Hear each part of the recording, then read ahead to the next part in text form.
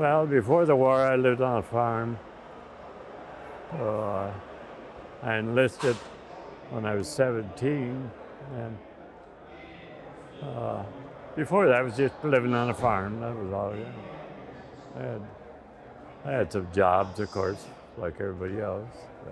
I went to ag school at the West Central School of Agriculture in Morris. Yeah, that's where I went to high school at, and I went straight from there. I enlisted in the Navy and went straight to boot camp. Yeah, I was on a destroyer, so we took care of all the electrical equipment, the communications equipment, etc. Our living compartment was in the back of the ship, fantail. So there's probably, I would guess 50 guys sleeping in there in bunks that were about, I think they were 4 high. There was only about that much space between each bunk, you know. Yeah, it was crowded. Yeah. Well, we all had our battle stations. Mine was on a 40 millimeter, and I was a first loader on the first 40 millimeter.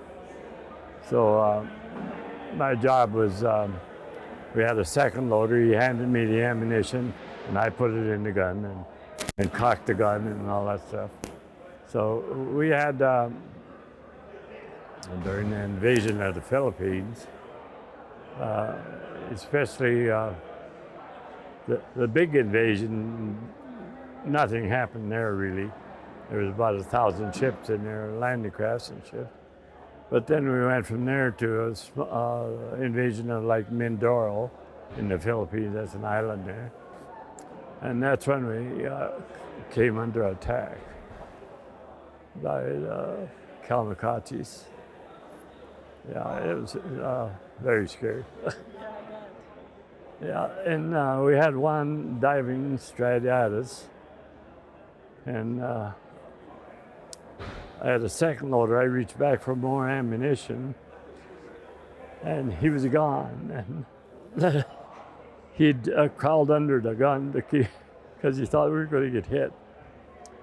So the gun captain took his place and handed me more ammunition, and we kept on firing. And a few seconds later, he said, "Cease fire," and I turned to the gun captain and I said, "Where'd he hit?" He said he didn't. He changed his mind at the very last second, turned and hit the LST that we were escorting. That was loaded with troops and landing equipment. You know.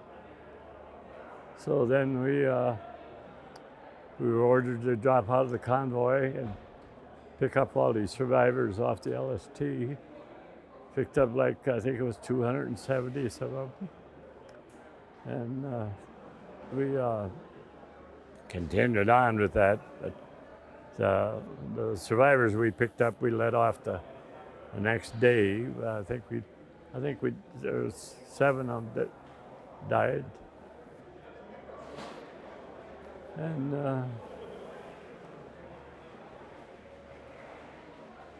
we just went in for the invasion after that, Mindoro.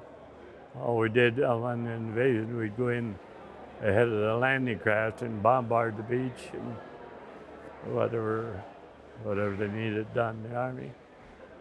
So then after initial landing, we usually had to stay behind, and whatever the Army directed us to do, we'd bombard the beach or the island for the Army. And we usually had kamikazes. They usually came in every day, just about sunset. And you could just about set your clock by them. You know. We did a lot of convoy duty, you know, invasion convoys, and we usually after they invaded, we'd have to stay behind and bombard wherever the Army or whoever was needed bombard shells. And of course, every day we had the kamikazes coming in. which was scary. So if you were standing and feeding ammunition into these big guns, what did that do with your hearing at the time? Well, didn't notice it until I now have hearing aids. So it does affect them. Yeah. Oh, I would do it over. Yeah. I'd go through it again if I had to. Yes. What would you say to someone who's serving in the military today? Oh gosh, they're great people.